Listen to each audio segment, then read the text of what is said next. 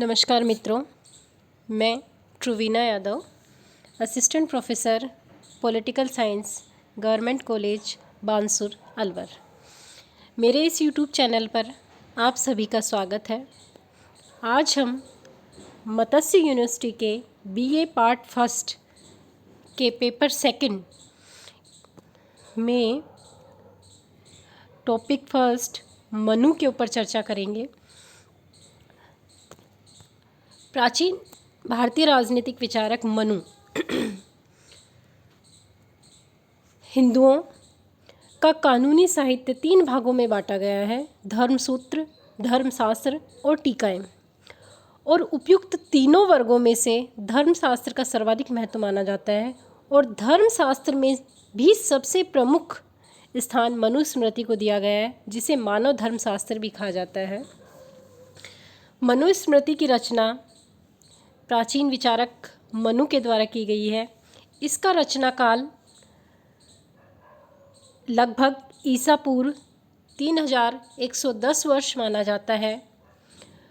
इसके रचना काल के संबंध में भी काफ़ी विद्वानों में बहुत से मतभेद हैं, लेकिन फिर भी 3110 वर्ष ईसा पूर्व को लगभग इसका सही रचना काल माना जाता है। मनुस्मृति में 12 अध्याय तथा 2694 श्लोक हैं। यह एक महत्वपूर्ण ग्रंथ है जिसमें मानवीय जीवन का संपूर्ण विधान है तथा इसमें मानव जीवन के सभी पक्षों, सामाजिक, आर्थिक, राजनीतिक सभी पक्षों के सार्थक और उद्देश्य को नियमन के लिए आचार संहिता प्रस्तावित की गई है। मनुस्मृति में राज्य के संबंध में दैवीय उत्पत्ति के सिद्धांत को माना गया है।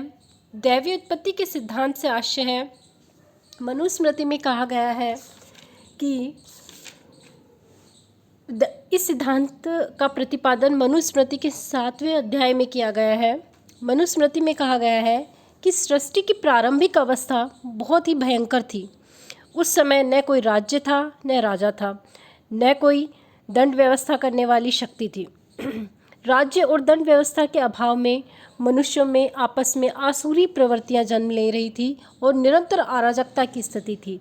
निरंतर भय का वातावरण था। सभी लोग दुखी अवस्था में थे, आपस में लड़ते झगड़ते रहते थे और कोई भी व्यक्ति अपने कर्तव्यों का पालन करने की स्थिति में नहीं था।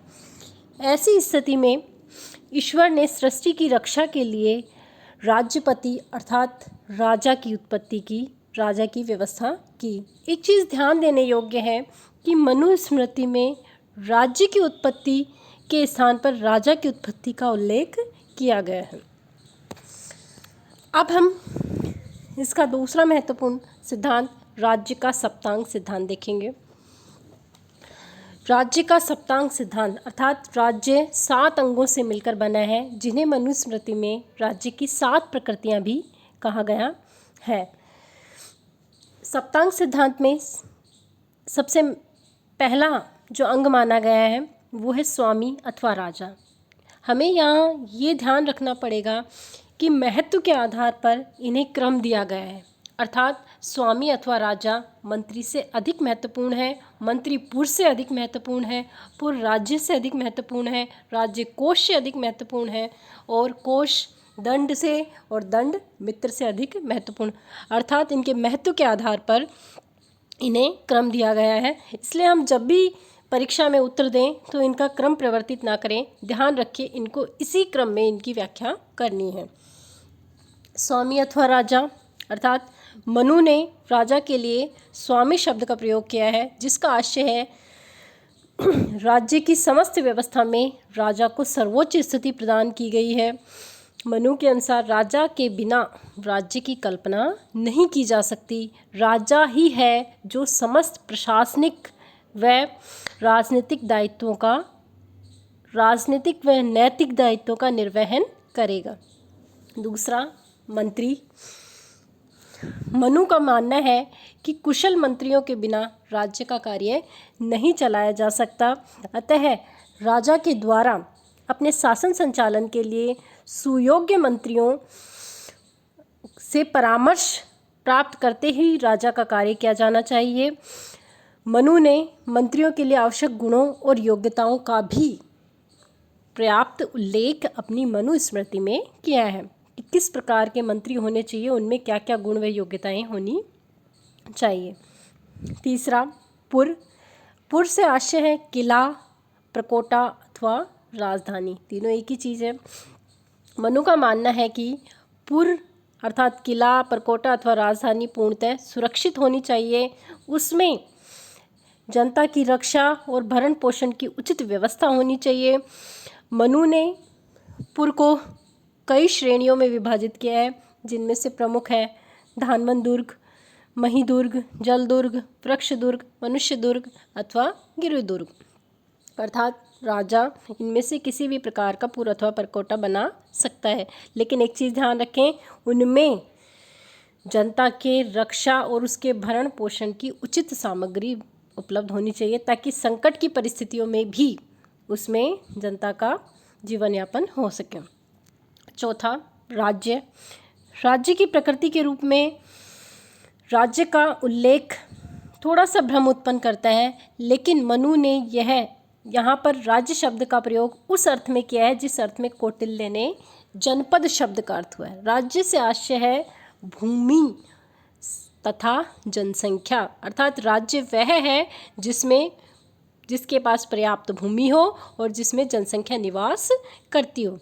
राज्य के लिए कौटिल्य ने अपने सप्तांग सिद्धांत में जनपद शब्द का उल्लेख किया है, और यहाँ एक अंतर यही मैं आपको स्पष्ट कर देती हूँ कि कौटिल्य ने जनपद को पुर से अधिक महत्वपूर्ण मानते हुए उसको ऊपर के क्रम में रखा है। अर्थात कौटिल्य ने जनपद को तीसरा स्थान दिया है और पुर को चौथा स्थान दिया है। पांचवा, कोश। मनु के अनुसार कोश राज्य का न केवल अनिवार्य वरन बहुत ही अधिक महत्वपूर्ण अंग है। मनु का मानना है कि राजा के पास समुचित मात्रा में कोश होने से प्रजा की सुरक्षा और उसके कल्याण के लिए वह अपने दायित्वों का उचित प्रकार से निर्वहन कर सकता है। अगला, दंड से आशय है जनता की रक्षा करने वाली सेना। मनु ने सेना के अनेक अंगों का उल्लेख किया है, जैसे हस्ती सेना, रथ सेना, अश्व सेना, जल सेना, पैदल सेना। मतलब राजा को अपनी सेना में इन सभी प्रकार के अंगों को, इन सभी प्रकार की सेनाओं को शामिल करना चाहिए। केवल एक सेना नहीं होनी चाहिए, उसमें हस्ती सेना भी हो, उसमें रथ सेना भी हो, उसमें अश्व सेना भी हो, उसमें जल सेना भी हो, उसमें पैदल सेना भी हो।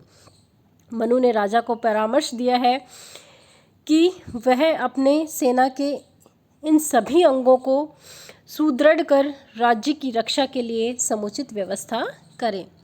सातवां और महत्वपूर्ण अंग, मित्र से आशय है अंतर्राष्ट्रीय राजनीति में राज्य के मित्र अथवा एक राज्य के अन्य राज्यों के साथ मैत्रीपूर्ण संबंध होने चाहिए। कोई भी राजा हो या राज्य हो, वह तभी अधिक शक्तिशाली हो सकता है जब उसके अधिक से अधिक मित्र हो और कम से कम शत्रु हो। मनु सहित प्राचीन भारत के अधिकतर राजनीतिक चिंतन में इस बात पर बल दिया गया है कि राज्य अपनी रक्षा और अपने उद्देश्यों की पूर्ति के लिए अन्य राज्यों के साथ मैत्रीपूर्ण संबंध होने चाहिए, और ये मैत्रीपूर्ण संबंध राज्य किस प्रकार से कायम करे, इसके लिए भी मनुस्मृति में मंडल सिद्धांत और षाटगुण नीति का प्रतिपादन किया गया है, जो हम आगे के लेक्चर में देखेंगे। अतः इन सभी अंगों को तुलनात्मक महत्व के आधार पर क्रम दिया गया है। प्रत्येक प्रकृति को उसके पश्चात दी गई प्रकृति की तुलना में अधिक महत्वपूर्ण स्वीकार किया जाना चाहिए। अर्थात सबसे महत्वपूर्ण अंग स्वामी है, जो मैं आपको बता चुकी हूँ। सप्तांग सिद्धांत यहीं समाप्त होता है। अगले लेक्चर में हम राज्य के कार्य स्थिति के संबंध में विचार करेंगे।